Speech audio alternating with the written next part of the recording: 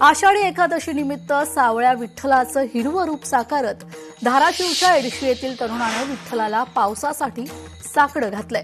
1 acre पडीक जमिनीवर विठ्ठलाची प्रतिमा साकारली आहे। नैसर्गिकरित्या उगवलेल्या गवताच्या सहाय्यानं विठ्ठलाची प्रतिमा साकारली आहे। धाराशिवमध्ये पावसाचं प्रमाण असल्यानं चांगला पाऊस बरसू दे, शेतशिवार हिरवेगार होऊ दे अशी साद विठ्ठलाला घातली आहे। कलाकाराने साकारलेल्या कलाकृतीचा आढावा घेतलाय लोकशाही मराठीचे प्रतिनिधी काकासाहेब कांबळे यांनी। पाहूया। आषाढी एकादशी निमित्त धाराशिव जिल्ह्यातील एडशी गावातील एका तरुणानं पडीक जमिनीवर विठ्ठलाची प्रतिकृती सादर केली आणि या पडीक जमिनीवर खोरे असेल कुदळ असेल या सहाय्यानं विठ्ठलाची मोठी अशी भव्य प्रतिकृती निर्माण केली। माझ्यासोबत तरुण आहे, काय भावना होती तुझी हे सगळं करण्याची?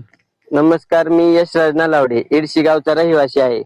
सध्या आपल्याकडे पाऊस पण कमी आहे, त्यामुळे जास्त काही उगवत नाही। त्यामुळे पडीक जमिनीवरती मी 1 एकर मध्ये विठ्ठलाला पाऊस पडावा असं साकडं घालण्यासाठी विठ्ठलाची 1 एकर मध्ये प्रतिकृती तयार केलेली आहे। ही प्रतिकृती तयार कुदळ खोरे याच्या पडीक जमिनीवरती गवत कोरून सादर केलेली आहे। किती वेळ मेहनत घेतली यासाठी?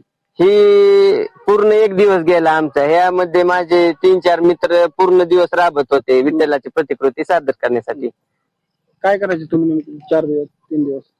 3 दिवसात म्हणजे असंच मी आलतो फिरत, म्हणलं पाऊस पण कमी आहे, शेत बघितलं, मग सुचलं मला की आता आषाढी एकादशी पण आली आहे, त्याच्या निमित्तानं आपण एक वेगळी भावना म्हणून विठ्ठलाला साकडं घालण्यासाठी पाऊस पडावा या नात्याने विठ्ठलाला 1 एकर प्रतिमा तयार करून साकडं घातलेला आहे की धाराशिव जिल्ह्यावर असाच पाऊस पडावा लवकर, यासाठी साकडं घातलेलं आहे। तर धाराशिव मधील या तरुणानं हिरवागार असा विठ्ठल साकारलेला, आता हा विठ्ठल पाहण्यासाठी या परिसरातील लोक देखील गर्दी करताना दिसत आहेत।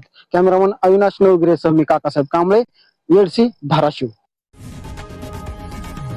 लोकशाही मराठी ऐका, पहा, जागरूक रहा।